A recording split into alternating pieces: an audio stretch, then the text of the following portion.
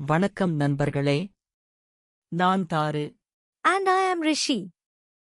Come, let's learn together. ஒரு சிறுமி காட்டில் நடந்து போகும்போது ஒரு மலர் அவளிடம் பேசுவதைக் கேட்டாள்.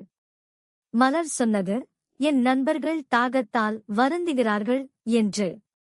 சிறுமி மற்ற மிருகங்களிடம் கேட்டு அவைகள் ஒரு நரூற்றைக் காட்டின.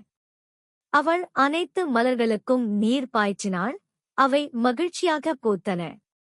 இயற்கை அவளுக்கு நன்றி சொல்லி அவளை எப்போதும் காப்பாற்றும் என்றது. நீதி: நாம் இயற்கையை காக்கும்போது இயற்கையும் நம்மைக் காக்கும். Moral: when we care for nature, nature cares for us too. ஒரு மாற்றமான விதையை பார்த்தபோது தானியமான உலகம் அடைவதற்கு இருக்கும் வழி என்று நினைக்கிறார்கள்.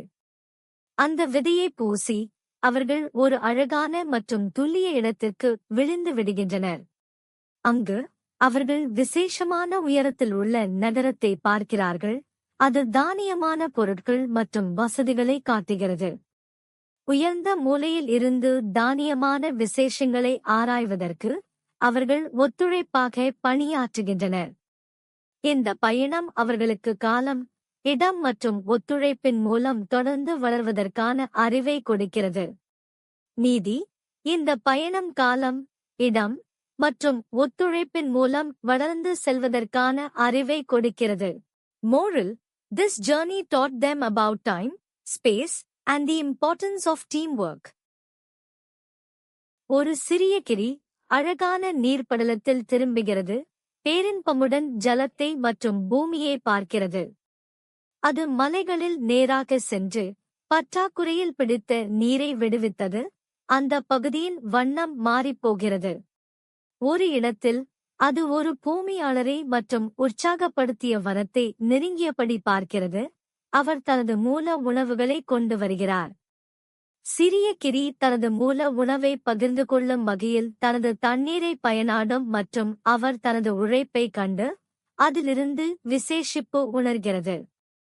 பயணம் முடிந்து சிறிய கிளி தனது நன்மையான தன்மையை உலகுக்கு விளங்கிடுகிறது மற்றும் அது எல்லாருக்கும் நல்ல தொழில்முறையை காட்டுகிறது.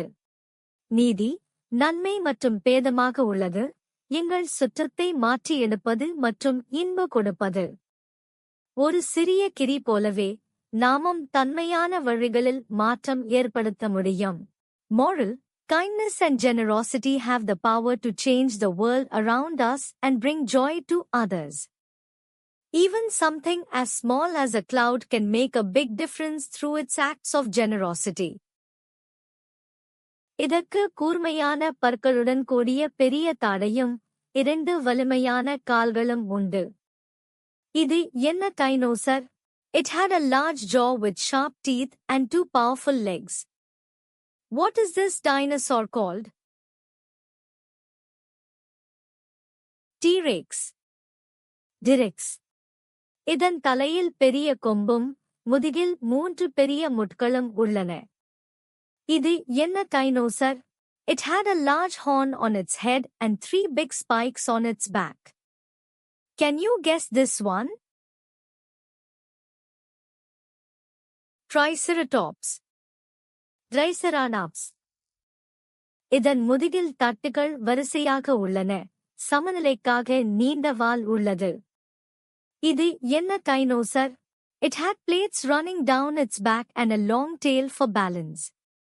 What is this dinosaur called? Stegosaurus. Stegosaurus. இது மிகப்பெரிய டைனோசர்களில் ஒன்று. பெரிய உடலும் அமைதியான குணமும் கொண்டது. இது என்ன dinosaur? It was one of the largest dinosaurs, known for its size and gentle nature. Which dinosaur is it? Brontosaurus. Brontosaurus. இந்த குரலை நிரூபிக்கவும். மூ. என்ன விலங்கு இதை கூறுகிறது? Guess the sound, moo. What animal makes this noise? A cow. ராட்டி. 4 படைகளில் நடக்கும் ஒரு விலங்கம் இது செய்கிறது வூப் வூப் என்றும் கூறுகிறதா?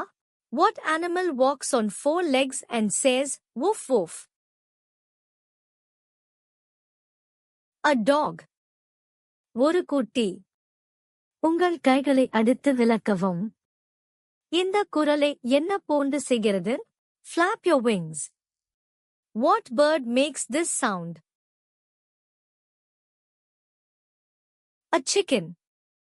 ஒரு கோழி. நிலை மார்பிடமாக தாக்கவும் மேய்ச்சி. இதனை என்ன விலங்கு செய்கிறது? Pounce and meow. What animal does this? A cat. ஒரு கட்டி. உங்கள் கைகளை குவித்து பாடுகள் செய்யவும். இந்த குரலை என்ன விலங்கு செய்கிறது? Clap your hands. What animal makes this sound? A monkey. ஒரு மானிக்கப்பான். நன்றி நண்பர்களே. நன்றாக கற்றீர்கள். Please subscribe and see you again. Bye bye.